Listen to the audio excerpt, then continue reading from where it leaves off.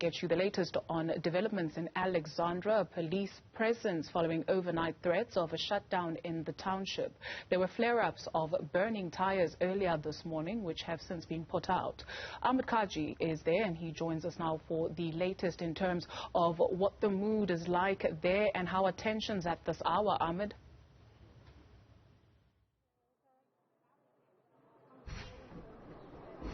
Yes, things are relatively calm out here in Alexandra, just outside the Pan-Africa Mall. If it wasn't for the police presence and police armored vehicles and various units over here on the ground, one would think that it is a normal business day as per usual.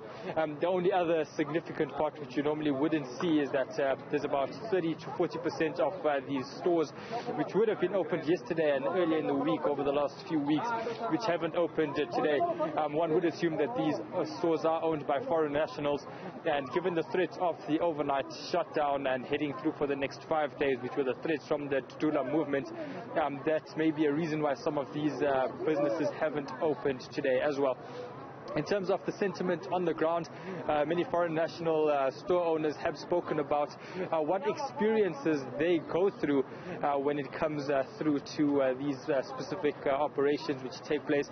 They say that members from the Dudula movement normally go into a store, ask for jobs, and if they do not get those jobs, they then subsequently get shut down.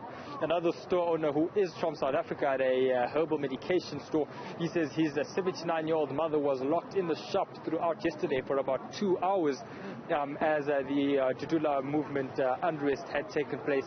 At the time around 3 o'clock yesterday afternoon, we had seen the property of foreign-owned stores being damaged as well.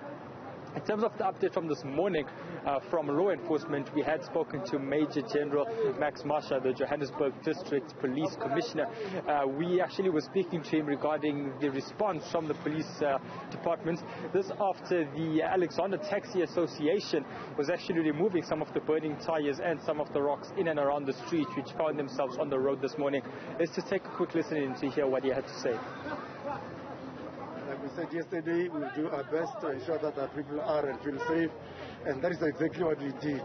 Even last night, we deployed large numbers of the police. Our people have been safe.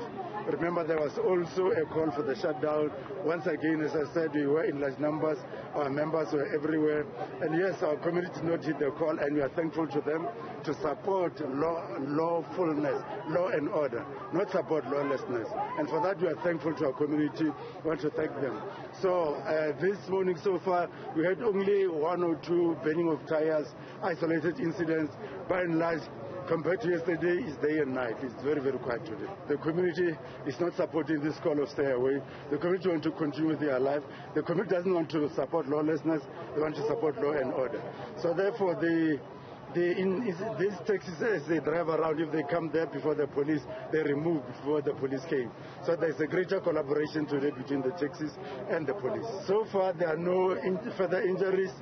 We did arrest somebody with a possession of a replica of a firearm, it's a toy gun, but for the purpose of ensuring that he gets a stiffer sentence, we charge him with a firearm act, which is carrying a replica of a firearm.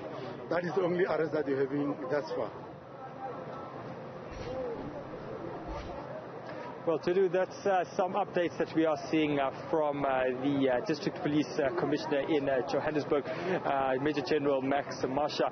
But just to take you what we have seen through today, you will see the units behind me just stationed at the moment. There hasn't been any action, at least over the last hour or so. We had seen 5 members who are allegedly part of the leadership of the Dudula movement. They were detained by law enforcement just over an hour ago as well. But just before we're wrapping up, to just take you through some of the dynamics of what we normally would see in unrest like this. One would normally see an escalation between the 8 o'clock and 12 o'clock period. That hadn't take place. There normally would then be a break between 12 and 1 o'clock or so, and then unrest normally tends to pick up from the 2 o'clock hour heading into the evening. These are some of the trends that we had seen during xenophobic violence out in 2008, 2015 and 2019 that we more or less haven't seen a lot, thankfully, at least over the last 24 hours on that front to do. But we will be keeping you posted over here from Alexandra throughout the afternoon. to do. Indeed. Ahmed, Kajee, thank you very much for that update. We touch base with you a tad bit later on the program.